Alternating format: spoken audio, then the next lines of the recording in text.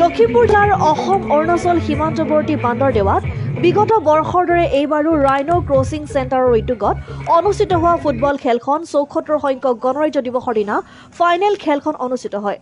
15 জানুৱাৰীৰ পৰা অনুষ্ঠিত হৈ থকা উক্ত খেলখনত সৰ্বমুঠ 8টা দলে অংশগ্ৰহণ কৰিছিল। গণৰাজ্য দিৱসৰ দিনা এমিগো ফুটবল একাদশ আৰু থ্ৰী ব্ৰাদাৰ্ছ একাদশৰ মাজত চূড়ান্ত খেলখনৰ তীব্ৰ প্ৰতিদ্বন্দ্বিতা হয়। বান্দৰদেৱাৰ থ্ৰী ব্ৰাদাৰ্ছ একাদশে 4-1 গলত এমিগো ফুটবল দলক পৰাস্ত কৰি বিজয়ী খিতাপ অৰ্জন কৰিবলৈ সক্ষম হয়।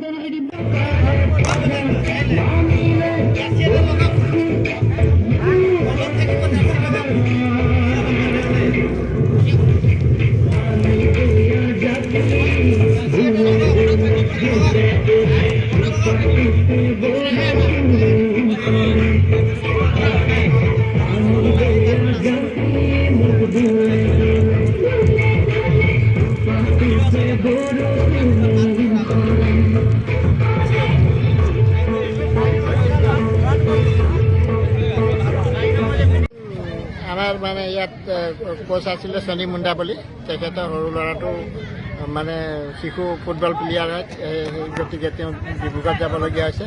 তেওঁ তত্বাৱধানতে খেল ইয়াত আৰম্ভ হৈছিলে। 15 তাৰিখৰ পৰা খেলটো আৰম্ভ কৰা হৈছিল। আজি অন্তিম দিন, মানে আজি ফাইনেল খেল ইয়াত মানে অনুষ্ঠিত কৰা হৈছিল।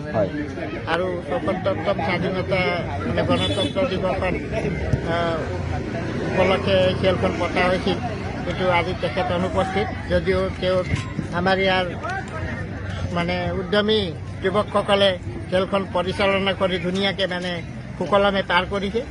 আজি ফাইনেল খেলখন কাৰ কাৰ মাজত হৈছে? আজি এমেগো এফচি আছে আৰু থ্ৰী ব্ৰাদাৰ্ছ আছে আৰু এমেগো এফচি আছে। এইকেইটা দল ক'ৰ হয়? দল হাৰমতিৰ হয় থ্ৰী ব্ৰাদাৰ্ছ আৰু বান্দৰদুৱাৰ হয় এমেগো এফচি। আৰু এই ফুটবল প্ৰতিযোগিতা আৰম্ভ হৈছে সীমান্তৱৰ্তী বান্দৰদেৱা অঞ্চলত।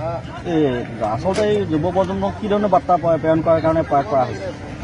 এই জেগাখন একেবাৰে পিছপৰা আৰু ইয়াত প্ৰায় ব্যৱসায়ী মানুহ বেছি আছে। তেওঁলোকে বৰ বেছি গুৰুত্ব ইয়াত খেলৰ প্ৰতি তেওঁলোকে নিদিয়ে, যদিও কিছুমান উদ্যমী যুৱকসকলৰ দ্বাৰা যেনে তেনে খেলখন ইয়াত পৰিচালনা কৰি উঠি অহা শিশুসকলক মানে উৎসাহ যোগোৱাৰ মানে বাবে তেওঁলোকে অশেষ কষ্ট সাধন কৰি তেওঁলোকে খেলটো পৰিচালনা কৰি আছে।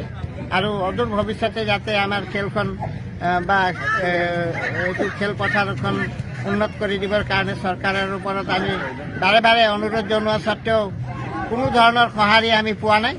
সেই গতিকে ভৱিষ্যতে আমাৰ উক্ত খেলখনৰ প্ৰতি চৰকাৰে অলপ গুৰুত্ব দিলে আমাৰ ল'ৰা ছোৱালী উঠি অহা ল'ৰা ছোৱালীখিনি আৰু খেলৰ জৰিয়তে যুৱকসকলক সংস্থাপনৰ সুবিধা হ'ব বুলি আপুনি ভাবেনে? নিশ্চয়, এইটো 100% হয়, কিন্তু সেই সুবিধাটো আমি কোনো ফালৰ পৰা আমাৰ ইয়াত উদ্যমী ব্যৱসায়ীসকলেও বৰ বেছি যোগাযোগ আমাক দিয়া নাই আৰু তেওঁলোকে বৰ বেছি ইণ্টাৰেষ্ট দিয়া নাই। সেই গতিকে আৰ্থিকভাৱে অচল কিছুমান যুৱকেও ইয়াত নিজে নেখাই নবৈ হ'লেও ডনেশ্যন দি ফুটবল আদি কিনি ল'ৰা ছোৱালীক খেলাৰ ব্যৱস্থা কৰি থকা আমি পৰিলক্ষিত কৰিছোঁ।